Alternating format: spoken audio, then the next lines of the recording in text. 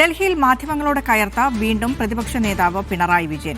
മര്യാദയ്ക്ക് നിന്നില്ലെങ്കിൽ നമ്മൾ തമ്മിൽ തെറ്റിലാകുമെന്ന് പിണറായിയുടെ മറുപടി. പറയാനുണ്ടെങ്കിൽ താൻ പറയുമെന്നും മാധ്യമങ്ങൾ വടിയും നീട്ടി നിൽക്കേണ്ടതില്ലെന്നും പിണറായി വിജയൻ നേരത്തെ പറഞ്ഞിരുന്നു. റഷീദ് ബിൻ മുഹമ്മദ് നൽകും വിവരങ്ങൾ. റഷീദ്, നേരത്തെയും ആ രീതിയിലുള്ളൊരു പ്രതികരണം പ്രതിപക്ഷ നേതാവിന്റെ ഭാഗത്തുണ്ടായിരുന്നു.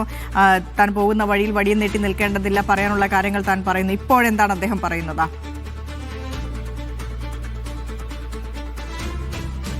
വിനിഷ, CPM-ന്റെ കേന്ദ്ര കമ്മിറ്റി യോഗത്തിനെത്തിയിട്ടുള്ള പ്രതിപക്ഷ നേതാവ് പിണറായി വിജയനാണ് 3 തവണ മാധ്യമങ്ങളോട് കയർത്ത് സംസാരിച്ചത്. ഇതിൽ ആദ്യം കേരള ഹൌസിൽ നിന്നും അദ്ദേഹം ഈ യോഗത്തിനായിട്ട് ഇറങ്ങുമ്പോൾ അദ്ദേഹത്തിന്റെ കാല് കൂട്ടി മാധ്യമപ്രവർത്തകർ അടക്കമുള്ള ആളുകൾ വാതിലടച്ചു എന്നുള്ളതായിരുന്നു പ്രധാനപ്പെട്ട ആരോപണം. ഇതിൽ അദ്ദേഹം പറഞ്ഞത്, വാർത്തകൾക്ക് വേണ്ടി നിങ്ങൾ ഇത്തരത്തിൽ കാറിന്റെ താൻ കാലെടുക്കുന്നതിന് മുമ്പ് തന്നെ ഡോർ അടക്കരുത് എന്ന തരത്തിൽ വലിയ തോതിൽ അദ്ദേഹം രൂക്ഷമായിട്ട് തന്നെ സംസാരിച്ചു.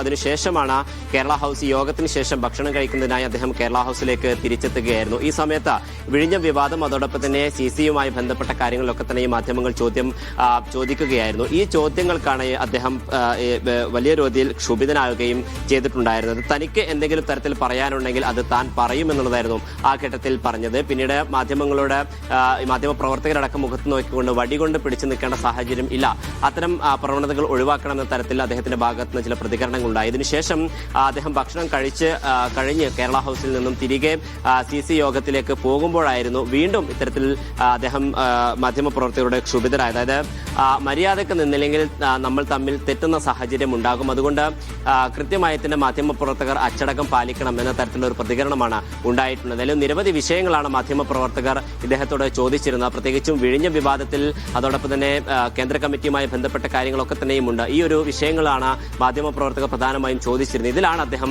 ക്ഷുഭിതനായി മടങ്ങുകയും ചെയ്തത്. ഫിനിഷ്. ശരി, റഷീദ് ബിൻ മുഹമ്മദ് നൽകുകയായിരുന്നു.